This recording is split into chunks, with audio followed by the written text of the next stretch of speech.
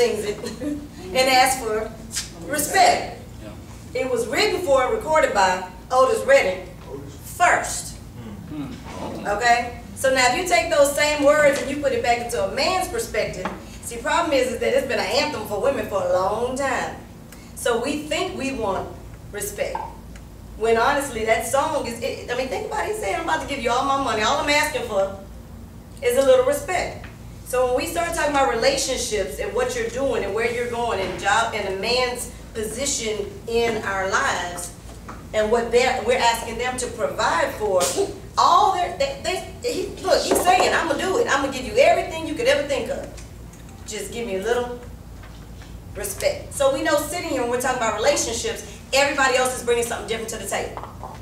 How your mom and daddy raised you, or your grandma raised you, not your mom and daddy, already something different to the table. Whether you have kids before you get into the relationship and get married, when you get married and you already pregnant or not, I mean, all kind of things you're bringing into the relationship. And I'm going to tell you, for this to work in your mind, we got to first assume, all things being equal, that it's a perfect relationship.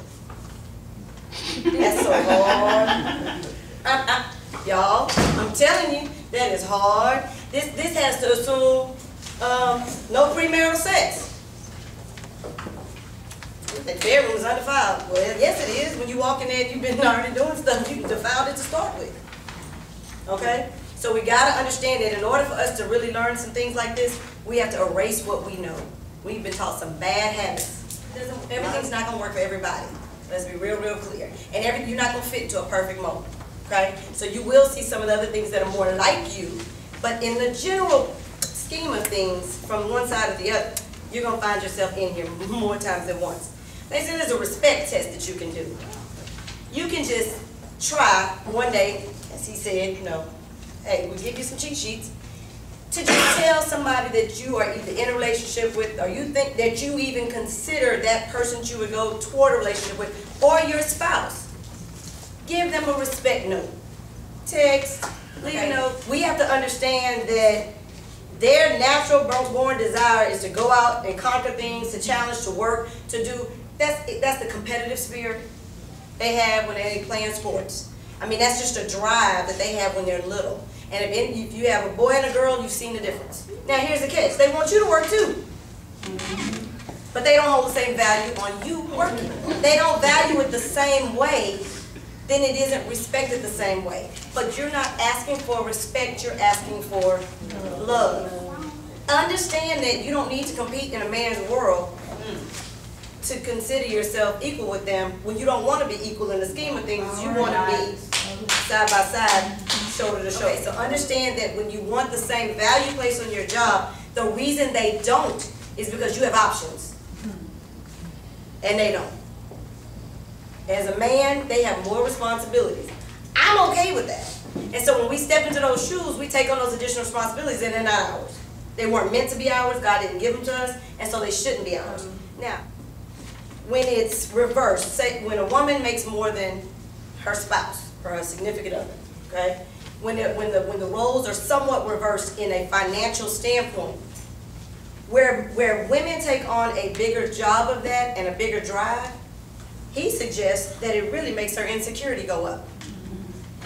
Because the responsibility is so much greater on you to achieve and to excel, you feel like you have to do more to make that happen. You have to be able to let him be the head and not hold over him if financially you make more money than him. Because it's still ours. It's one pot. One pot. It's quiet. It's quiet. It's quiet. We listening, okay? Now, by the same token, you have to be able to tell him, and this is no matter where you are on the giving end of it, thank you for what he's doing. Men want to hear thank you for the work. It's the appreciation. All of these are going to start with the first thing word they say is appreciate. Every one of them down, if you read appreciate, appreciate, appreciate, appreciate, appreciate, appreciate. And I was like, okay, I get it. I mean, that's when I kept looking back. I was like, okay, it's appreciation, it's respect, but it is spelled out through all these things by appreciating him.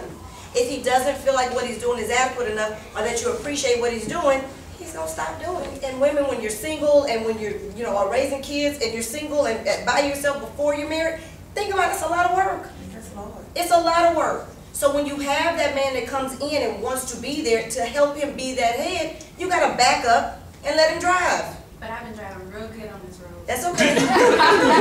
Guess what? Now you get to go down that road. You can go sleep if you want to. I'm saying he's speed. No. You can go sleep if you want to. I know, you say, okay. He's a new tire. Like, yeah. You can go sleep. Sit back and ride. Because guess what? You know what? Responsibility If he breaks to get it, the car fixed. he gotta fix it.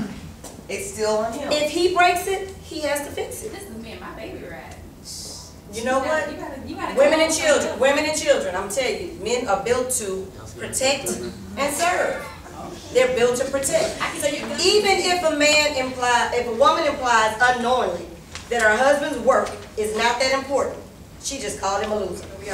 The next one is the hierarchy, and the first thing it says is to appreciate, again, his desire to protect and provide.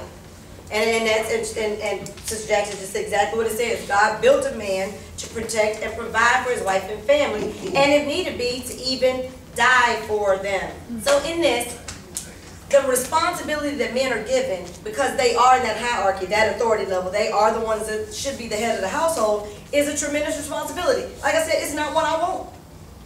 I don't want to take their place in that position, because in the long run, it's not my job, and God's going to come back and judge them or me accordingly.